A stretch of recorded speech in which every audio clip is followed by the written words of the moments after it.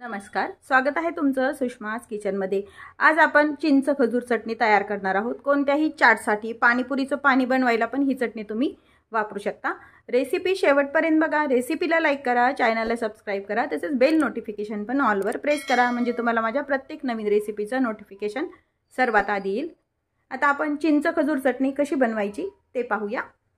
आता चिंच आणि खजुराची चटणी तयार करतो।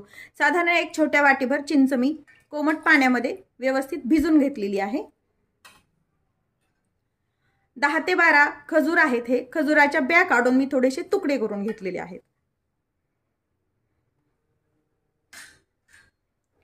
अर्धी वाटी आपला गूळ टाकून घ्यायचा आणि हे सर्व जिन्नस मिक्सरने फिरवून घ्यायचे। आता हे साहित्य मिक्सरवरती फिरवून घेऊया। ही खजुराची चटणी आपण केलेली ही मात्र गाळून घ्यायची, कारण चिंचेत वगैरे थोडाफार कचरा असतो, तो पूर्णपणे गाळणीवरती गाळून निघला जातो।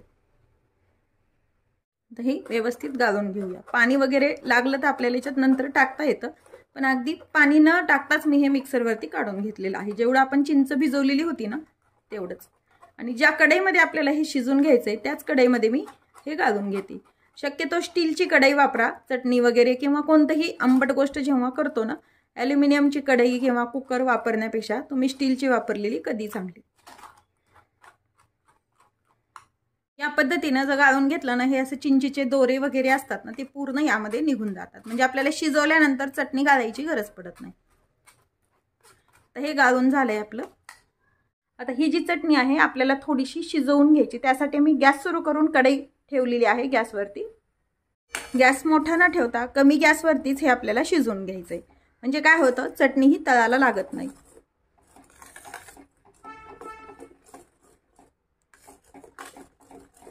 आता ही चटणी व्यवस्थित आपली होत आली आहे, पाहू शकता तुम्ही। पहिल्यापेक्षा याचा कलर पण चेंज होतो। यामध्ये काही मसाले ऍड करूया। 1 टेबलस्पून धना पावडर टाकून घ्यायची, अर्धा चमचा चाट मसाला। मी साधं मीठ वापरत नाहीये, फक्त काळं मीठ टाकून घेते, कारण दोन्ही मिळून जास्त तिखट होईल, त्यामुळे खरट होईल। गरजेनुसार लाल तिखट, जसं तुम्हाला तिखट हवंय तसं तुम्ही यामध्ये तिखट वापरायचंय। आणि हे सर्व जिन्नस छान मिक्स करूया। चटणी आपली तयार आहे। गॅस बंद करूया। चिंच आणि खजुराची चटणी आपली चाटसाठी लागणारी तयार आहे। ही चटणी तुम्ही जास्त दिवस स्टोअर पण करू शकता। रेसिपीला लाईक करा, चॅनलला सबस्क्राइब करा, तसेच बेल नोटिफिकेशन पण ऑलवर प्रेस करा। अशाच नवीन रेसिपी सोबत पुन्हा भेटूया। तोपर्यंत बाय बाय। व्हिडिओ पाहिल्याबद्दल खूप धन्यवाद।